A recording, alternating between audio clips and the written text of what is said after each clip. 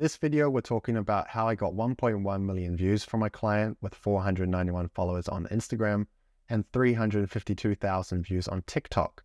And he did not have TikTok 1 month ago.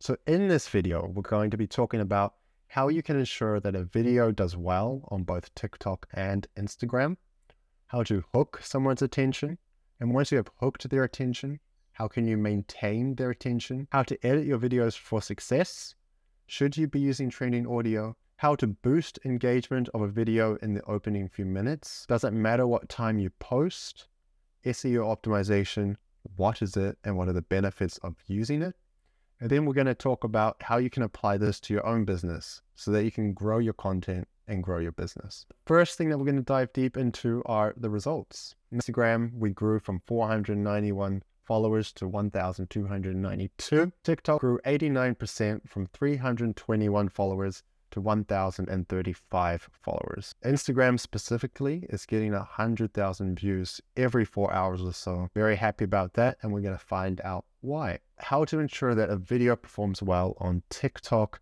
and Instagram. Now, there are two main things that I did with this video specifically, and they were both done inside of the TikTok app. So the first thing that I did was I started with broad search terms. I'm specifically in the building renovation or building flipping niche.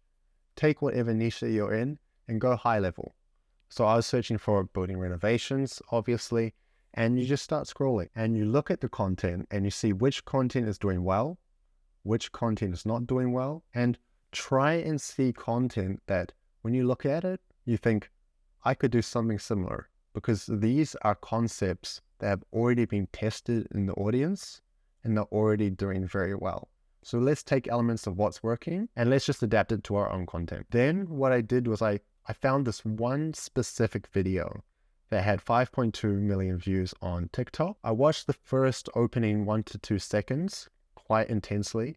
And I thought to myself, how did it hook 5.2 million people's attention over the past 2 years? Then I read the comments, and I read pretty much all the comments to figure out what parts of the video people were most interested in. I noted all of those notes down, and then I was going to imitate some of those elements in my video. How to hook attention. Now, there's a lot of talk out there online about how you need to do like a big transition or something flashy has to happen in the first 1 to 2 seconds of your video. Now, this video didn't have that. What it did have is the element that every single hook has, and that is curiosity. What their hook said is that I bought this house in like 2001, and then it's like quite a boring looking house. So you're wondering, why did they want to buy this house? It looks quite average, right? What I did in my video was I used that same structure, and my hook was I wanted to buy this house in September 2021. But the picture that I used was so bad because my client purchased this house from a hoarder. Well, the previous tenant was a hoarder. So the house, it looked disgusting, right? It was horrible. There was trash everywhere. It was filled up to the top of the room with just rubbish everywhere. So that's how I hooked someone's attention. Next is a harder part, in my opinion, and that's maintaining attention. Because people nowadays are looking for any opportunity to swipe away from your content. So to be able to maintain someone's attention, there are a couple of things that we can do. Now, how I figured out this specific video's story structure was I downloaded the video, I imported it into my video editing software, and I cut it up into every specific scene. And then I thought to myself, what is it that each scene is doing, or what emotion is it making me feel? And I wrote it all down, and we're going to talk about it in a second. Storytelling. So there are many different types of storytelling structures that you can implement to help maintain someone's attention. Just make sure that you have a beginning, middle, and end. And if there's a beginning, middle, and end, and there's some curiosity between the two, you should be fine. Now, what I do want to point out is that every problem resolved opens up a new problem. So here is the video that I created, and here are the different captions. Here's a good example, and then I got it. It's like a big moment, like, woohoo, my client won the house. But then the owner came back. Now already I'm presenting a new problem or something new that you don't quite understand, and you want to watch the video further because you want to figure out, right, Why did the owner come back? We know that the owner was a hoarder. We saw them at the start of the video, and then now they're coming back. So always making sure that you have a new question every time one problem is solved. How to edit for success. Now, what I want to focus on here is that I edited 90% of this video off app in Premiere Pro, and I took it into the apps themselves, and I added captions and I added audio because I wanted to give the platforms as much information as possible so they knew exactly what this video was about. So when you add captions manually inside the apps, they can read that and they can use that as more information to find people who are already interested in that content. And when they start sharing your content with those people, you have a higher likelihood of success. Now, how to edit with trending audio. Now, what I practically did was I found the songs that I wanted to use on TikTok or Instagram. I went to YouTube and I downloaded them, and then I edited to them along to the beat, 93% of the time. And it's very important that sometimes you don't cut to the beat, because people start to understand the repetition and they start to expect that cuts are about to happen. And then when you don't use cuts, it makes things a whole lot more interesting. Then once I did that, I muted the audio, and then I exported that content, brought it back into app. I added the songs in the same place, and everything was in sync. Does trending audio help? Somewhat, but I think the most important part here about audio is that audio and songs have power, and we must use them very responsibly. For example, when you watch Interstellar or you watch The Lord of the Rings, they have these big orchestral soundtracks that really immerse yourself into the environment and into the world that you are in inside that movie. For the most part, it does not sound good if you use a really good training audio, but it doesn't match the type of vibe that you want. How to boost engagement. What I did was I hung out on the app for about 15 to 20 minutes after the videos were posted, and I started replying to comments because I wanted the platforms to know that these videos were interesting. People were commenting on them. I was commenting on them back, and we were facilitating, conversation. And because apps want you to stay on platform for as long as possible, they start to reward this type of behavior. When they started to see that people were having this conversation, they started sharing it with more people, and it starts to expand and, grow exponentially over time. SEO optimization. TikTok and Instagram have a 2,200 character limit. Use it. So what I did was I downloaded the transcript of the video. I put it through ChatGPT with a prompt that asked it to convert the transcript into a 2,000 character caption, optimizing for 5 key SEO terms.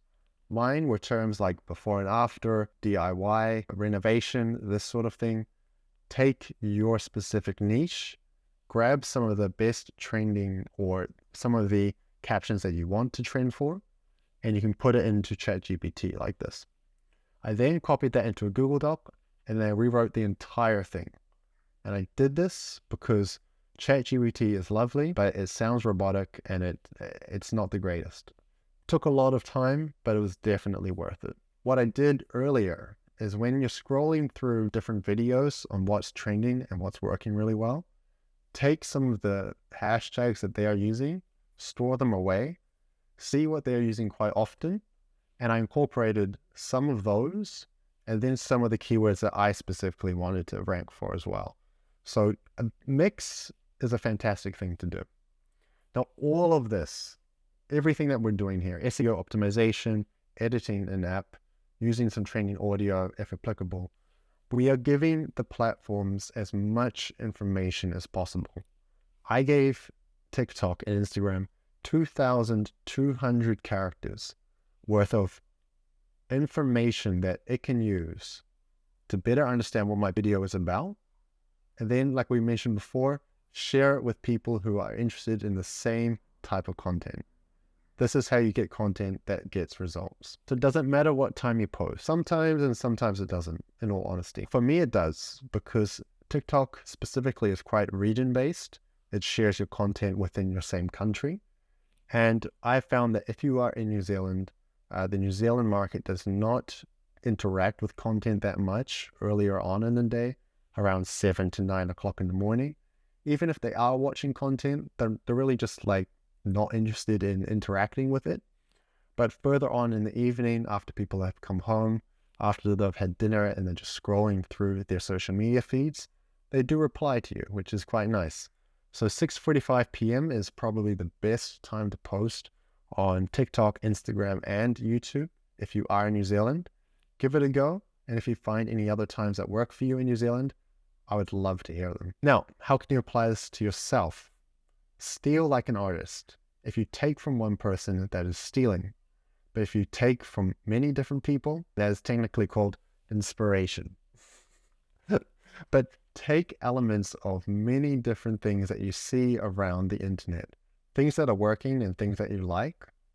See what you like, take it, and then mix it into your own style and your own point of view. And when you make that merge of the two things together, that's where you make unique content that is following formats and concepts that have already been proven in the market. So even if you don't have that many followers on your social media feeds, you can still take advantage of this. Next is to build story. And the key thing I'd like you to focus on here is that every time a problem is solved, you present a new one. Always having curiosity in your videos is the best way to maintain attention, because once the viewer knows, or once they think that they know everything that's going to happen, they'll just scroll away. And the last piece of advice is to get native. Hop on the apps. It's not popular advice because it takes so much more time, but the more information you can give the specific platforms about your content, the better it can take that content and give it to people who are already interested in it. And there are different criteria that you can fill out on Instagram, on TikTok, on YouTube that you cannot do on scheduling software. I know scheduling software does speed up the workflow, but if you really want to get the best results, you need to get off that and hop on the apps. And if you are a New Zealand-based business and you know that you are leaving money on the table by not creating content and not creating connections with your clients and with your customers, I will come to wherever you are in Middle Earth. I will find you and we will make some beautiful content that gets results just like this. Build your personal brand, get clients, get customers, and it will all be happy days.